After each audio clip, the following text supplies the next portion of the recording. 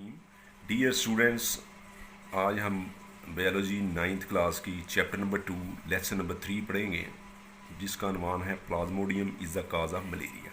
मैंने कहा था कि ये मलेरिया के जो क्वेश्चन है इसको मैंने 6 हिस्सों में तकसीम किया था। चौथा क्वेश्चन था आज कि क्या मलेरिया की वजह प्लाज्मोडियम है, तो उसका जवाब जो साइंटिफिक तरीके से कैसे तलाश किया जाता है, जो मेथड हमने पढ़ा है पीछे, उसी की मैंने हेडिंग बनाई है ताकि उसके मुताबिक ही हम इसको सॉल्व करें।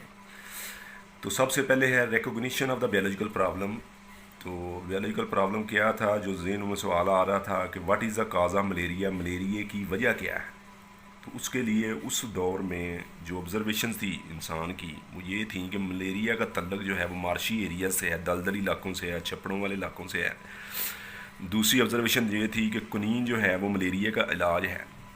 और तीसरी ऑब्जर्वेशन थी कि मार्शी एरिया से पानी पीने से मलेरिया नहीं होता, यानी कि वो पानी जो है वो गंदा पानी वो मलेरिया की वजह नहीं है।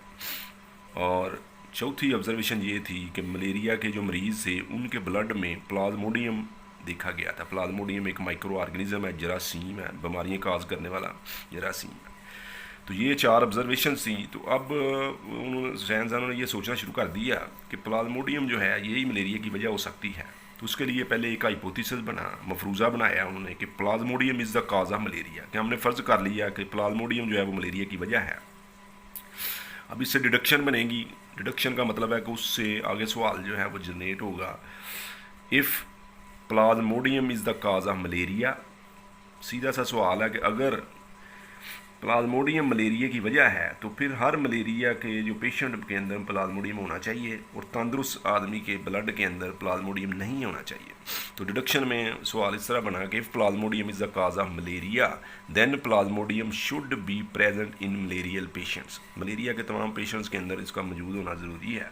इसको साबित करने के लिए एक्सपेरिमेंट्स किए गए। 100 मलेरिया के जो मरीज़ थे उनके 100 आदमियों का ब्लड लिया गया, उसको चेक किया, तो 100% उनके अंदर जो है हर एक के अंदर मलेरिया का जरासीम यानी प्लाज्मोडियम पाया गया। इसी तरह 100 हेल्दी आदमियों का जब ब्लड चेक किया गया तो उनमें से सिर्फ 7% ऐसे थे, 100 में से 7 ऐसे थे जिनके अंदर प्लाज्मोडियम मौजूद था, बाकियों में नहीं था। बाद में पता चला कि जो 7% थे ये इनके अंदर जो प्लाज्मोडियम था, जरासीम था, वो इंक्यूबेशन पीरियड में था। इंक्यूबेशन पीरियड का मतलब होता है कि जब जरासीम जिस्म के अंदर दाखिल होता है और वो कुछ अर्सा वहाँ स्टे करता है, ग्रो करता है, ग्रो करने के बाद वो बीमारी की सिम्टम शो करता है। तो वो जो अरसा होता है उसके दाखिल होने से लेकर बीमारी की इलामत ज़ाहिर होने तक इसे इंक्यूबेशन पीरियड कहते हैं। जैसे कोरोना का जरासीम भी या डॉक्टर कह रहे हैं आजकल के जिस्म में दाखिल होने के जो 28 दिन का इसका इंक्यूबेशन पीरियड है, 28 दिन तक जो वो अंदर रहता है उसके बाद लामा ज़ाहिर होती हैं। तो इसी तरह मलेरिया के जो इंक्यूबेशन जो हेल्दी पर्सन में जो पाया गया, बाद में इनको भी मलेरिया हो गया। तो उन्होंने हिसाब लगाया कि ये जो 7% में नज़र आ रहा था बेसिकली वो भी लामतें ज़ाहिर नहीं हुई थी, जरासीम इनमें मौजूद था। तो इस एक्सपेरिमेंट से ये बात ज़ाहिर हो गई कि मलेरिया की वजह जो है वो प्लाज्मोडियम ही है, क्योंकि वो तमाम तंदुरुस्त आदमियों में नहीं पाया जाता, सिर्फ मलेरिया के मरीज़ों के अंदर ही पाया जाता है। तो रिज़ल्ट उन्होंने ये निकाला कि द हाइपोथेसिस इज़ ट्रू, कि जो हाइपोथेसिस हमने बनाया था कि प्लाज्मोडियम इज़ अ काज़ ऑफ मलेरिया वो सही है।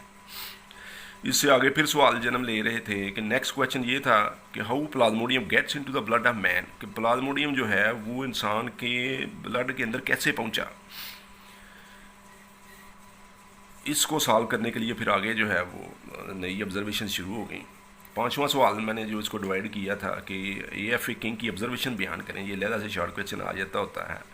तो ऑब्जर्वेशन ऑफ AFA किंग की 3 ऑब्जर्वेशन, वैसे तो 20 ऑब्जर्वेशन थी, उनमें से 3 बयान की गई हैं।